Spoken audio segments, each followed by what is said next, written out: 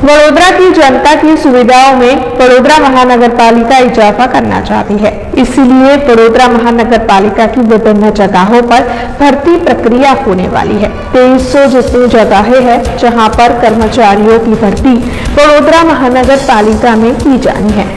तब इस बारे में स्थायी समिति के अध्यक्ष डॉक्टर शीतल मिस्त्री ने ज्यादा जानकारी देते हुए बताया है कि वर्ग 4 में 1200 जितने सफाई सेवकों की कायमी भर्ती होनी है।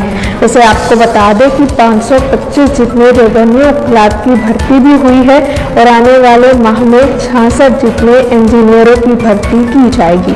वैसे अन्य डिपार्टमेंट्स में भी भर्ती प्रक्रिया होनी है। तब इस बारे में स्थायी समिति के चेयरमैन डॉक्टर शीतल मिस्त्री ने ही ज्यादा जानकारी दी है। वडोदरा कॉर्पोरेशन नागरिकोनी सुख सुविधा અને વડોદરા શહેરનો સર્વાંગી અને સર્વસમાવેશક વિકાસ થાય એ દિશામાં હંમેશા પ્રામાણિક પ્રયત્ન કરતું રહ્યું છે। 2016 પછી કોઈ મોટી ભરતી કોર્પોરેશન થઈ નહોતી।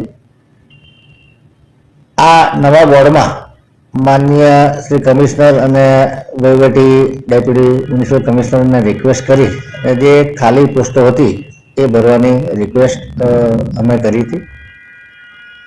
એ રિક્વેસ્ટને સારો રિસ્પોન્સ આપી અને મોટા પ્રમાણમાં ઐતિહાસિક રીતે કહી શકાય એટલા કાયમી મહેકમ ઊભા કરી અને એની ભરતીની પ્રક્રિયા ચાલી રહી છે।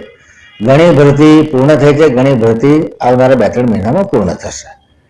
ખાસ કરીને વાત કરું તો વર્ગ 4ના સફાઈ મિત્રો માટે લગભગ 1200 જેટલી કાયમી જગ્યાનું મહેકમ ઊભું કરવામાં આવ્યું અને એમાં એલિજિબિલિટી ક્રાઇટેરિયા પ્રમાણે 720 દિવસ માનવ દિન પૂરા કર્યા, 720 દિવસ રોજમદારી પૂરી કરી હોય એવા લોકોની ભરતી પ્રક્રિયા ચાલુ કરી છે। લગભગ 1000 કરતાં વધુ સફાઈ કર્મચારીઓને ભરતી કરી દેવામાં આવી છે।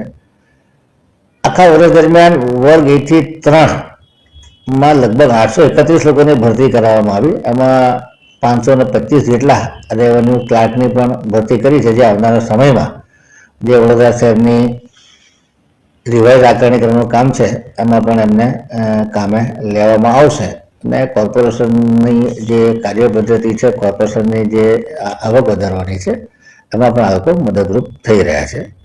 એ સિવાય આવનારા 3 મહિનાની અંદર 66 જેટલા એન્જિનિયરો, એ સિવાય મોટી પોસ્ટના મોટા અધિકારીઓ, ખાસ કરીને chief fire officer, TDO, city engineer, garden director, આ તમામ ભરતીઓ કરવામાં આવશે અને 2-3 મહિના 300 જેટલા વર્ગ 1 થી 3ની ભરતી કરવામાં આવશે।